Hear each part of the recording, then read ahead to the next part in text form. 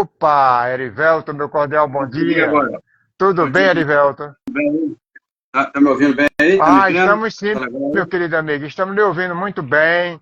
Estamos lhe vendo aqui muito bem, tá certo? Seja bem-vindo. Aproveite e se apresente para nós aqui, a partir dessa mesa redonda na cidade de Mossoró, para o mundo lá fora, meu amigo. Nós estamos também participando, além do Brasil, 8 países que acompanham esse programa todos os sábados. Bom dia, seja bem-vindo. Bom dia, Alfredo. Bom dia. Eu também eu também sou potiguar, sou de Natal, nascido em Natal. Ô, beleza. Mas eu já rodei algumas cidades aí, né? Nordeste também, Recife, Brasília, Minas, e atualmente eu estou em Niterói, Rio de Janeiro. A satisfação aí, eu agradeço aí pelo convite. Eu sou engenheiro de segurança, né?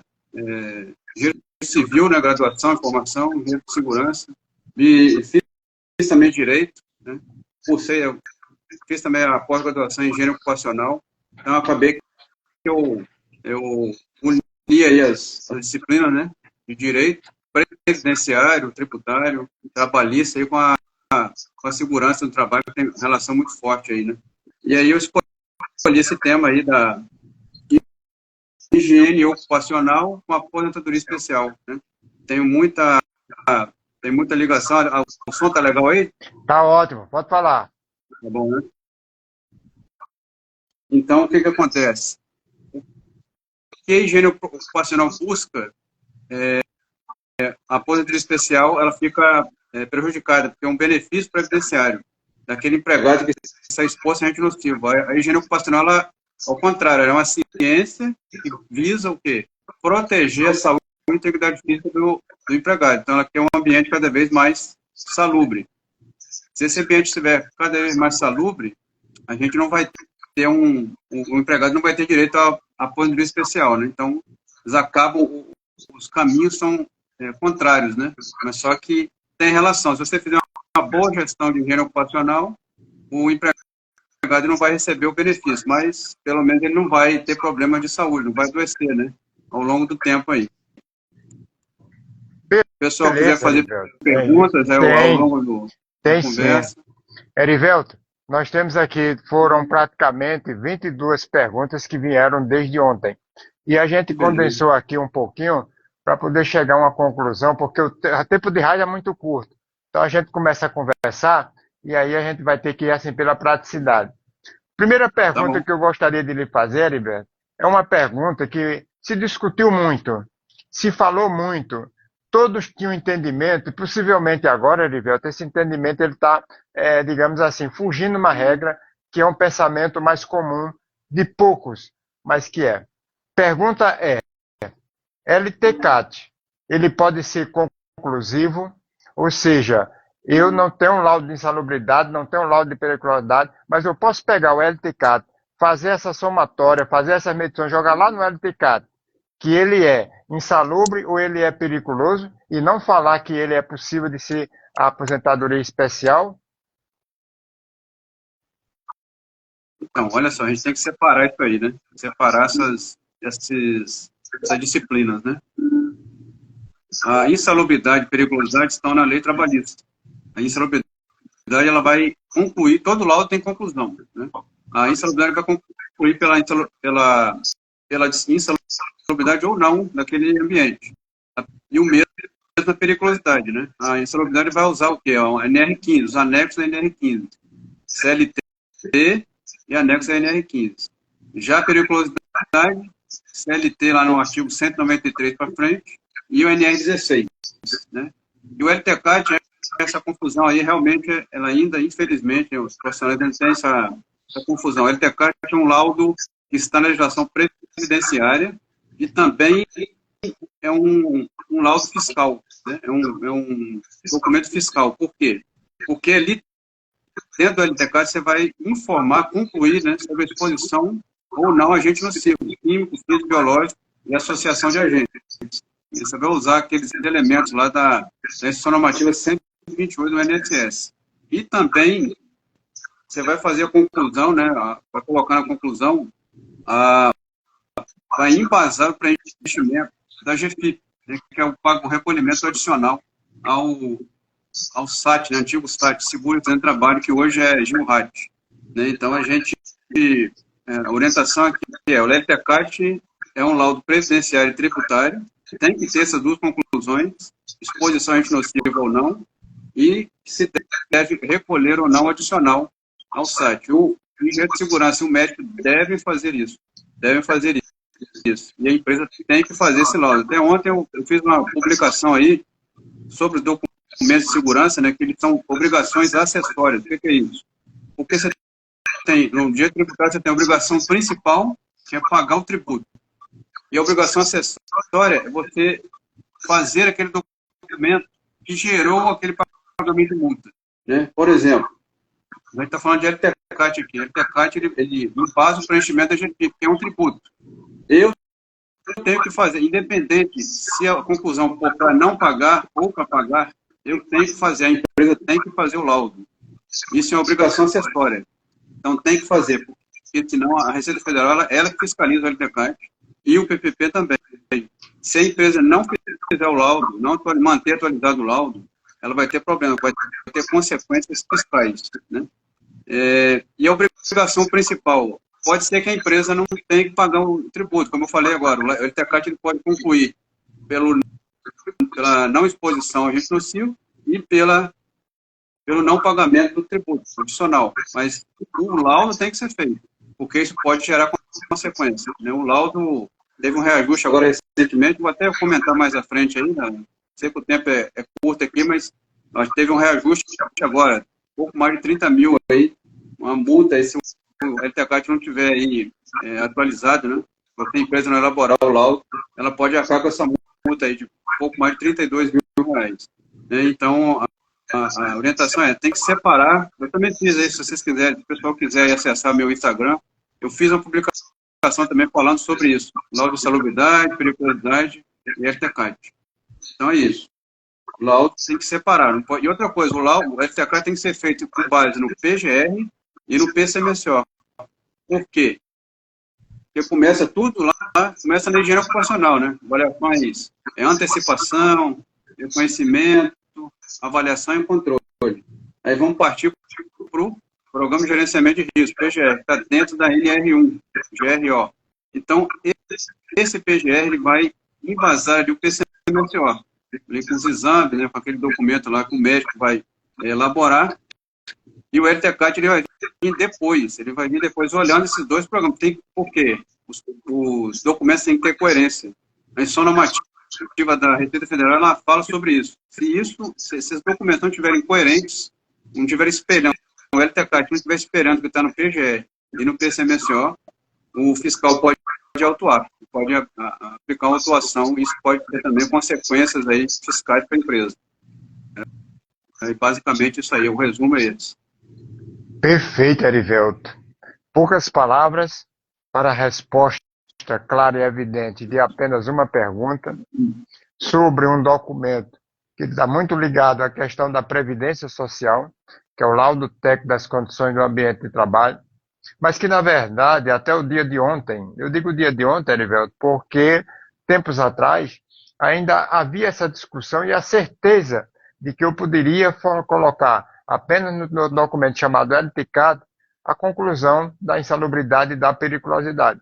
Não. Algumas auditorias que aconteceram, e algumas delas que eu também participei, elas trouxeram a apresentação apenas do LTCAT sem o laudo de insalubridade e periculosidade. E isso a própria fiscalização já entendeu, porque o fiscal do Ministério do Trabalho está chegando na empresa, aí diz assim, está aqui o LTCAT, ele diz, não, quero saber de LTCAT não tenho nada a ver com LTCAT. LTCAT se procure a Previdência com a Receita Federal. Meu papel aqui é fiscalizar, além do PGR, laudo de insalubridade e periculosidade, e saber se tiver, se a empresa está pagando, né? As pessoas que fazem essa confusão. O LTCAT, em nenhum momento ele foi fiscalizado pelo Ministério do Trabalho. É o PPP, LTCAT são documentos aí da Aposentadoria Especial que nunca foram fiscalizados pelo Ministério do Trabalho. O pessoal faz essa confusão, né? E nem a Previdência faz. A Previdência, ela concede o benefício, mas quem fiscaliza questões tributárias é a Receita Federal. E esses documentos cada vez mais, Alfredo e colegas aí, tem sido importantíssimo. A empresa, se hoje tiver um corpo aí que saiba elaborar um laudo bem feito, um FPCAT, ela vai ter vai ter muito menos problemas financeiros, né, fiscais, vai poder aí melhorar o seu caixa, né, financeiro, se ela fizer um bom laudo mesmo, como eu falei, olhando o PGR, olhando o PCMSO, olhando folha de pagamento, uma folha de pagamento, porque ali tem questões de hora extra, cada empregado tem a sua particularidade, então tem que olhar a folha de pagamento, tem que olhar o PGR e o PCMSO. Aí sim.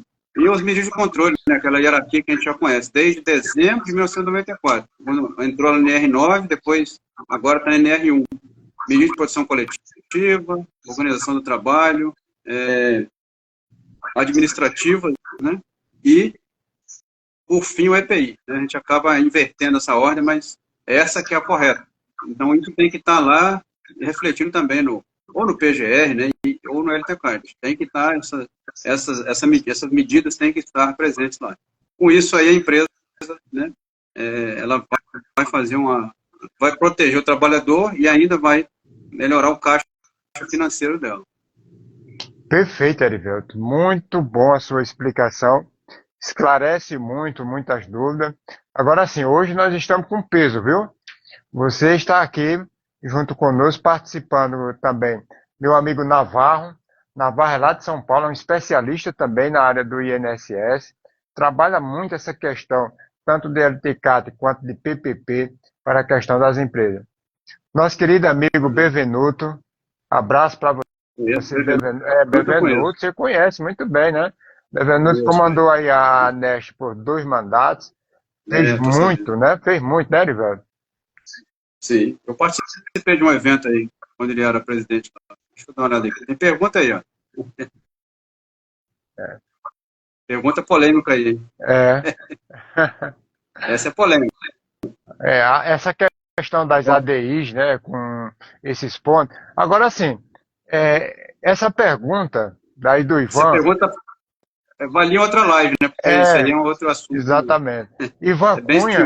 Ivan Cunha será um dos nossos entrevistados aqui também. Então, nós temos na lista, a partir de sábado, nós temos Zé Amado, nós temos Ivan Cunha e temos Aretusa, né? Pessoal aí do Rio de Janeiro, né? Todos aqui ligados com a gente participando. Estão aqui no Rio? Sim.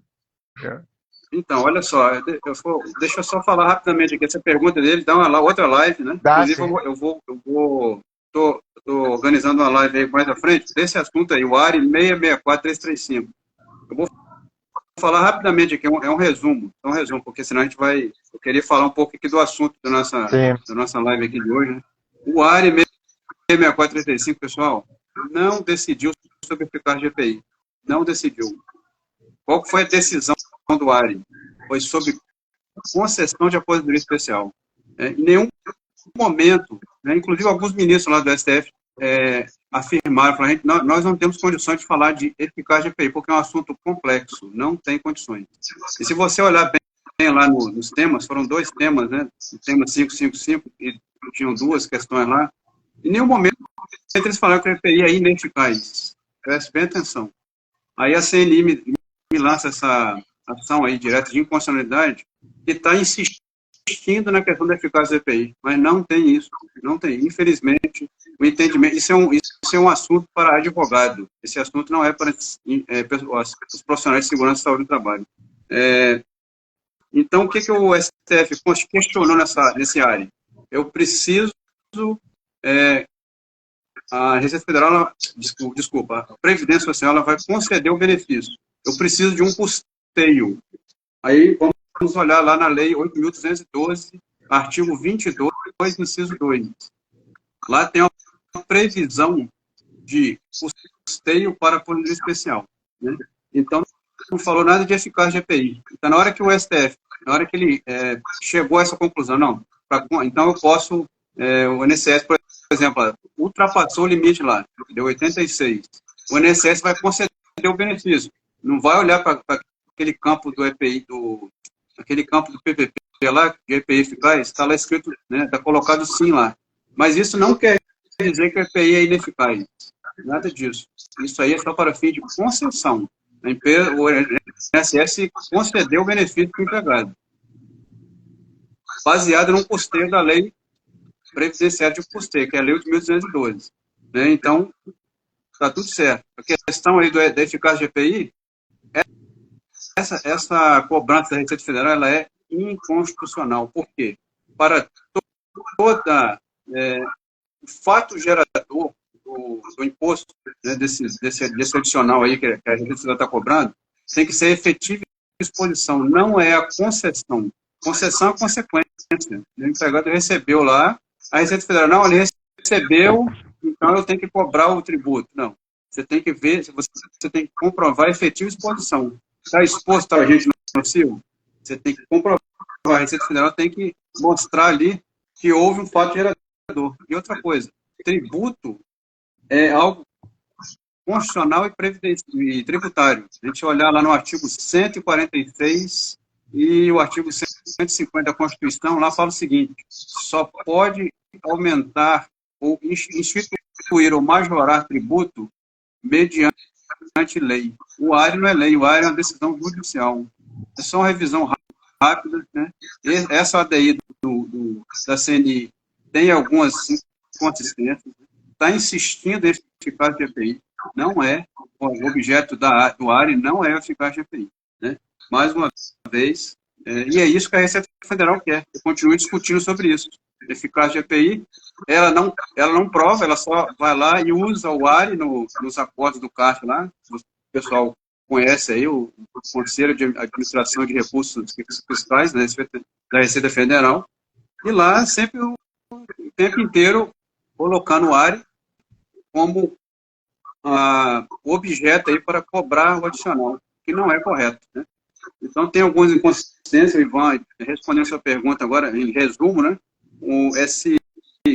Essa ação ADI 7773 está no STF, já foi para o STF, mas esse objeto aí, esses argumentos aí da CNI, em alguns pontos tem inconsistência, porque fala de eficácia de EPI. O EPI é eficaz, minha gente. Se nós aqui profissionais fizermos ali aquela gestão toda, treinamento, higienização, controle, fiscalização de uma maneira ampla, não vejo problema. O EPI é eficaz. Agora, a empresa tem que fazer a gestão, né? Ela tem que fazer a gestão dela para provar, para comprovar a eficácia do EPI e também garantir que não há efetiva exposição, né? Vou falar rapidamente, porque isso aí é um assunto que dá para a gente conversar mais. Teria que abrir o documento. Inclusive, a ação que originou o ARE, ela tem mais de 1.100 páginas. Começou lá atrás um questionamento de uma súmula da TNU, se eu não me engano, falando sobre EPI para insalubridade. Né? Então, a partir daquilo, o INSS entrou, né, foi no STF, né? Por isso que chama, por que é ARE? Né? É um recurso extraordinário em agravo. Então, virou um recurso extraordinário por quê? Quem julga recurso extraordinário é o STF. Né? O recurso especial é o STJ. Né? O STJ ele olha para a lei, o STF olha para a Constituição. Então, isso acabou virando um recurso extraordinário e em nenhum momento lá teve discussão de eficácia de EPI. Infelizmente, ficou batido isso aí. Nem a AGU, que representa o INSS, falou sobre isso. O STF também, alguns ministros disseram que não tem isso. Eles não têm capacidade, competência técnica para avaliar a eficácia de EPI. Então, a gente vê aí alguns profissionais fazendo laudo de eficácia de EPI. O EPI é eficaz, desde que siga que está lá no campo 15.9 do PPP. É só olhar lá. O que tem lá, se a empresa fizer aquilo, ok. No LTCAT, eu oriento a colocar a atenuação do EPI. Se a empresa fizer a gestão adequada, tem que colocar. Né? Não tem que omitir, não. Eu tenho que dizer que eu não faço. Só se a empresa não fizer. Se ela não fizer a gestão, aí tudo bem. Agora, se ela fizer a gestão adequada, pode colocar a atenuação. Né? A gente sabe o entendimento da Receita Federal aí, ela tem aí um viés arrecadatório, infelizmente, mas a gente entende aqui, tecnicamente, falando como engenheiro de segurança, eu também sou engenheiro de segurança e advogado, então eu acabo vendo as duas coisas. Como engenheiro de segurança, eu oriento a colocar à conclusão, a atenuação na conclusão, né? E a empresa tem que comprovar, né? Ter evidências que a gestão dela de EPI é adequada. Perfeito, Erivelto. Que maravilha, viu? Uma pergunta só do LTK já gerou aqui um bom comentário sobre a questão do Ivan e agora as suas respostas que vêm de forma clara. Mas eu gostaria aqui de mandar um abraço também para a nossa amiga Bias, que é o presidente da nossa EST aqui no Rio Grande do Norte, Elion também, que faz parte da nossa EST, grandes profissionais. Temos aqui Fábio e Fabiano também, que são engenheiros. Saul e Larissa também são dois engenheiros aqui da nossa região. Nossa amiga Hereda está lá na Bahia, também nos escuta sempre.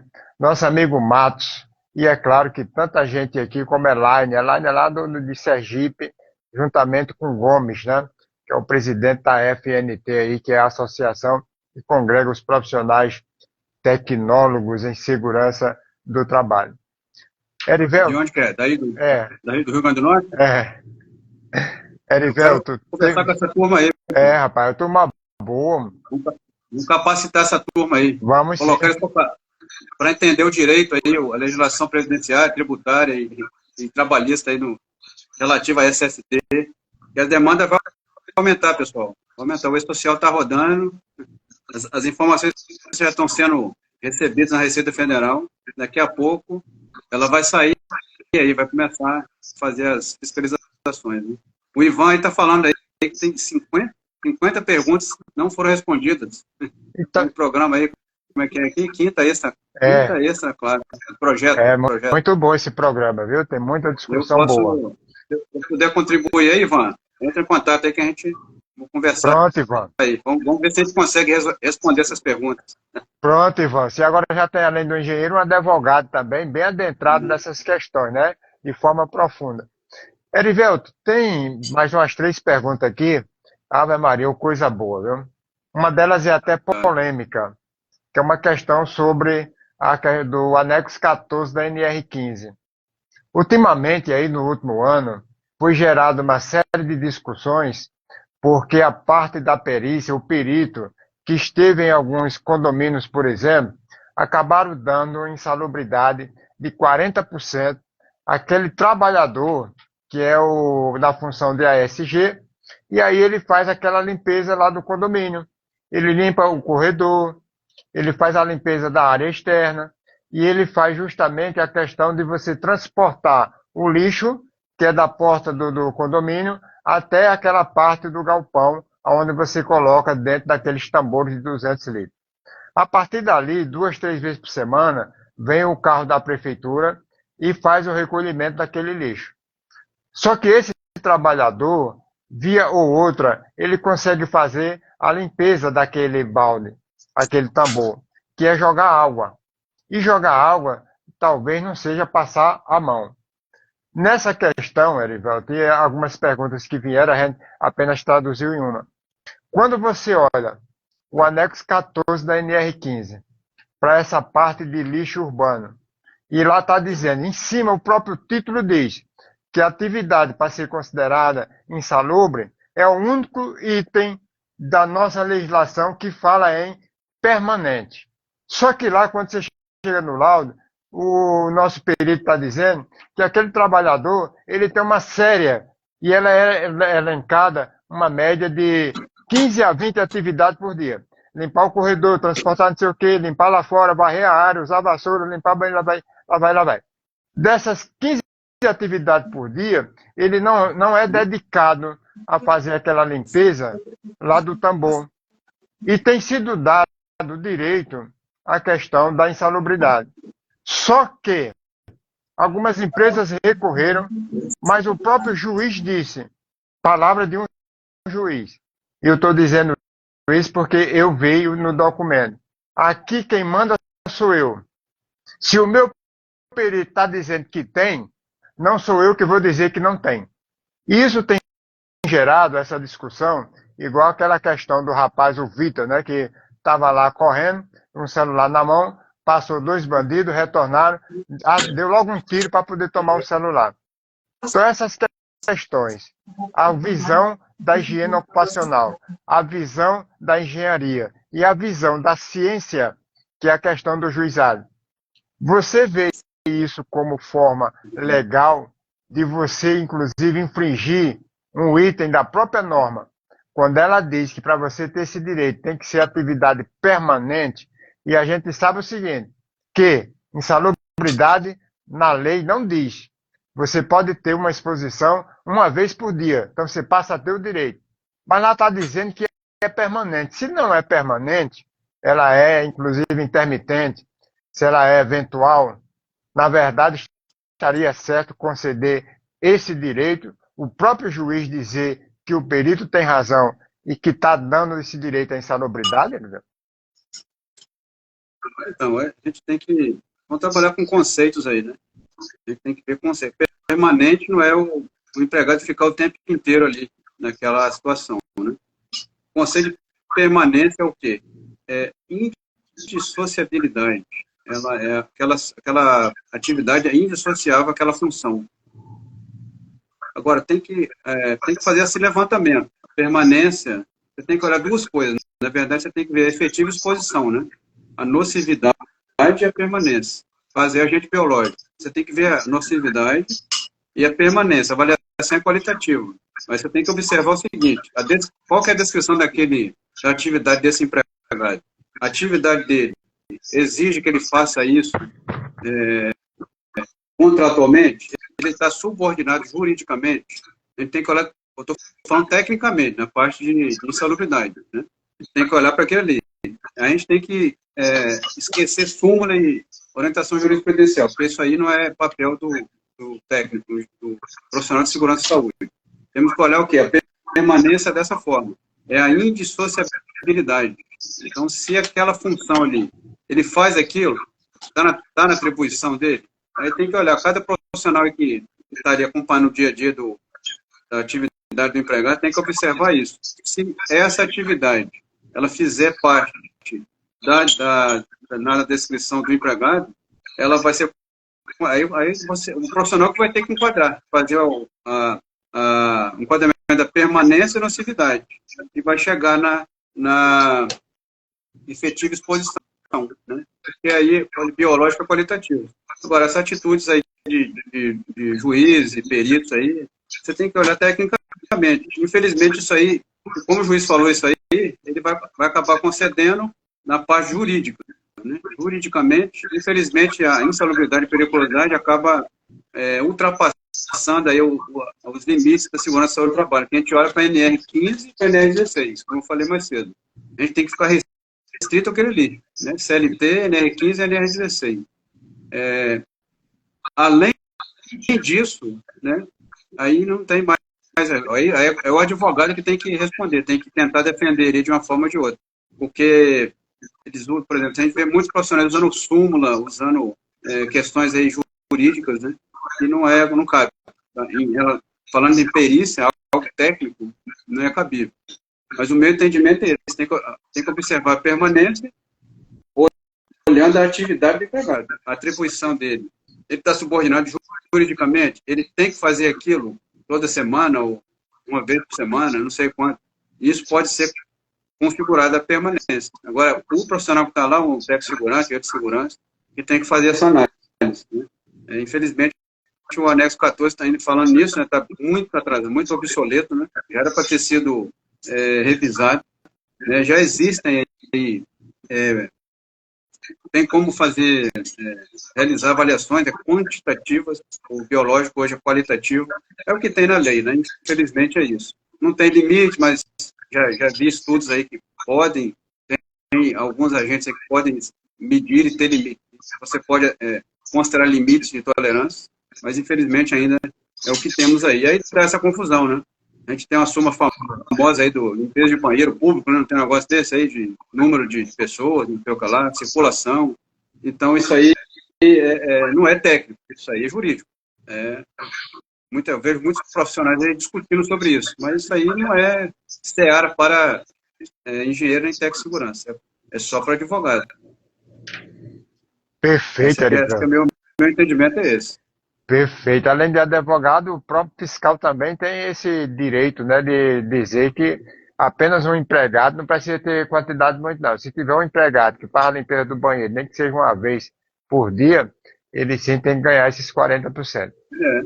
É. Erivelto, Aí tem que deixar a cargo do advogado atuar nesse processo aí. é, Não é fácil, aí não, mas esse é um desafio, né, para o profissional de segurança e saúde. Né? é verdade. Esse, Mais perguntas? tem sim, meu amigo. Teria mais duas aqui, o tempo está correndo, mas eu tenho que mandar aqui um abraço para Francisco Luiz Júnior. Mandar um abraço também para nosso engenheiro Júnior Lima, lá da Paraíba, que é inspetor do CREA. Mandar um abraço também para a Elaine, lá em Sergipe. Tainá e Mariane, que é da área da enfermagem aqui em Areia Branca. Darles, aqui de Mossoró. José, da Global. Ney Kleber, Ney mandou um abraço para você, disse que lhe conhece, viu? E o pessoal dos sindicatos aqui do Rio Grande do Norte, Paraíba e Pernambuco, né? Essa turma boa que está sempre em contato conosco. Olha só, Conversar com essa turma aí, hein? Pode rapaz, fazer contato aí que a gente vamos tem conversar aí sobre o assunto. uma turma bacana aqui, beijo a Deus. Vai Erivelto, essa vai lá. questão da aposentadoria especial ainda, quando, na verdade, até pouco tempo atrás, não se tinha documentos elaborados, documentos que pudessem garantir esse direito ao trabalhador, que é a aposentadoria. Existe a visão do tempo, a questão do SB40, a questão do DIRBEN, aí veio aquele DSS 8030, até você chegar no PPP. E aí tem um trabalhador que, ontem conversando, ele disse, Alfredo, eu trabalhei desde 76 até 96. São 20 anos que ele trabalhou na parte de Salina. E esses 20 anos que ele trabalhou na parte de Salina, quando ele foi atrás do documento, entregaram a ele o PPP, porque ele saiu agora recente, né, nos últimos 2 anos. E quando ele foi dar entrada na sua documentação, o INSS disse a ele que o PPP não tinha validade, que ele precisava trocar aquele documento por um documento da época. E que documento é esse da época? Talvez esse DIRBEN, o SB ou o DSS 8030. Foi o que eu disse a ele. Porque o PPP, quando a empresa emitiu, já foi agora com data de 2024, porque foi a data que ele pediu. Mas como hoje o PPP passou a existir de 2000 e alguma coisa para cá, aí teria que ser esse documento antigo. Você concorda que o INSS tem razão nesse ponto? Não aceite o PPP atual para poder refazer esse documento e a assinatura de uma pessoa que praticamente não existe, porque já faleceu. Quem poderia assinar esse documento se não existe mais o tutor junto à Receita Federal? Não tem a pessoa lá da empresa mais para assinar o documento, é isso? Não tem mais a pessoa para assinar o documento. Então, olha só, esse argumento do INSS aí não está adequado, não, porque pode usar, se tiver as informações lá, da época, 76 a 96, aí, 20 Exatamente. anos, né? Nada impede que o PPP possa ser o documento. Né? Tem esses documentos mais antigos, né, que ainda são aceitos, né, até 31 de dezembro de 2003, né, o SB40, o DIRBEN 8030, esses aí que foram, né, os 4 aí, né, documentos aí. Esses documentos, eles podem ser aceitos ainda, mas só que o PPP, ele pode tranquilamente ser aceito. É um documento a partir de 1º de janeiro de 2004, mas só que ele pode servir também para os períodos anteriores, né? Não tem problema nenhum. Se a pessoa quiser fazer contato para a gente dar uma olhada nisso aí, a gente pode dar uma olhada e ver o que a gente pode fazer em relação a isso. Porque realmente, se tiver as informações lá, tem que ver como é que está o documento, né? Se está bem preenchido, né? E eu não vejo motivo aí do INSS ter negado esse PPP, não. Né? Talvez falta de informação também, né, Erivelto? Ninguém é perfeito e dentro de uma instituição onde geralmente tem a troca de pessoas, porque é um ambiente muito grande. E nem sempre você tem uma pessoa que está ali 20, 30 anos tratando dessa documentação. Toda vida que você vai, tem um funcionário novo. Aí o funcionário vai pedir ajuda ou auxílio a uma pessoa mais antiga. Aí vem aquela informação e você fica fazendo aquele papel de levar e trazer para a pessoa mais antiga, para a questão do trabalhador que tem essa necessidade de entender o direito dele, que é um direito que foi assistido a ele pela questão da nossa legislação, mas que, na verdade, nem sempre a própria instituição consegue dar o conhecimento a ele. Dizer que aquele documento é certo tem que ser daquela forma. Mas aí foi o que aconteceu, e ele está aperreado e preocupado, e eu disse a ele, olha, procure o seu advogado, diga a ele que entre com uma petição que justifique que não tem mais quem assine o documento, que o documento é esse que está na sua mão, e que você precisa dele. Recebeu quando? Ele recebeu em 2024. Ano passado. Foi ano passado. Só que a pessoa faleceu, não tem mais ninguém que responda pela empresa. E está bem preenchido o documento, sabe? Se tá, precisa ver. Eu preciso ver para dar a minha parecer para ver se está adequado. O INSS não pode negar esse documento, não. Erivelto, tá sim, porque a pessoa que preencheu é uma pessoa que tem um certo conhecimento, que eu conheço a pessoa. Inclusive é um técnico em segurança do trabalho. Ele apenas preencheu, mas que na verdade lá os campos de responsabilidade foi colocado o nome do médico, porque foi feito através de um PCMSO, que naquela época, já para 96, já tinha esse PCMSO feito pelo médico. Então está bem preenchido, o risco está bem enquadrado, até foi colocado aquele GFIP 4, né, que é mais um direito garantido, e não teria muito o que questionar não, no documento não. E você sabe se ele recebeu os outros, PPRA, PCMSO, ou foi só o PPP mesmo? Não, ele recebeu o PPP, que foi feito baseado no PCMSO. Ah, tá. Porque o PPRA da nossa... problema, inclusive o INSS aceita o PCMSO, né? E aceita sim, porque os laudos têm que ser assinados por um engenheiro ou um médico do trabalho, então o médico tem competência sim para fazer e assinar. Tem. Não vejo problema não. Acho que tem que batalhar aí com 20 anos, né? São 20 anos só numa empresa, né? Aí você vê de 96 para cá, ele teve outras empresas que compõem os 25 anos. Tem solução. E até a idade ele tem, viu? Mais pergunta aí? Até a idade ele tem, velho.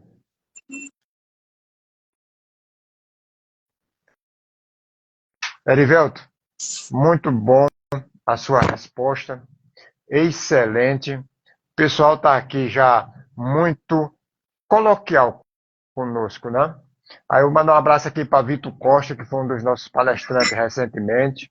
Vitor Costa, que está nos acompanhando pelo Instagram. Mandar um abraço para Ari Luiz também, que está aqui nos acompanhando. Um abraço para Matos. Referência aí na segurança. Rapaz, Vitor Costa é bacana, viu? Muito bom. Já me encontrei com ele em alguns congressos, é uma beleza. A gente quase que morre assim o dia todo, só de dar gargalhada e conversar. Mandar um abraço também para Tommy, que está aqui participando conosco, entre outras pessoas que estão aqui nos acompanhando. Erivelto, o tempo já foi embora, meu querido amigo. Foram 3 perguntas. Tem como só dar um recado aqui rapidinho, falar só 2 questões aqui. Tem, meu querido, você tem 2 minutos aí para falar à vontade. O pessoal, não sei se o pessoal sabe aí que o PPP é um documento que está na Constituição, né? Sim. Está lá na Constituição, minha gente. Artigo 200, depois você abrem a Constituição, é artigo 200, inciso 8º. Por que o artigo 200 trata? Competência do SUS. Olha só, competência do SUS. Aí ela está falando, uma das competências é colaborar na proteção do meio ambiente, nele compreendido do trabalho. Então, com esse finalzinho aí, nele compreendido do trabalho, engloba o PPP. Então, o PPP, se perguntar aí, alguém fizer uma pergunta, é um documento constitucional. Assim como a aposentadoria especial, né? Está no artigo 201, parágrafo 1º, inciso 2. Né? Teve essa mudança aí com a reforma da Previdência. Então, agora, a exposição a agentes física e biológico e associação de agentes. Tudo que a higiene ocupacional cuida, né? A higiene ocupacional cuida disso aí. E a aposentadoria especial é um benefício. E só para fechar aqui, questão da multa. Questão da multa aqui, minha gente. Teve uma atualização agora em janeiro, né? Uma portaria. Alguém às vezes fica falando, ele fala muito de multa. Eu falo de multa, mas só que é uma consequência. Se não fizer a gestão, a consequência é a multa. Então, eu já falo logo para alertar o pessoal.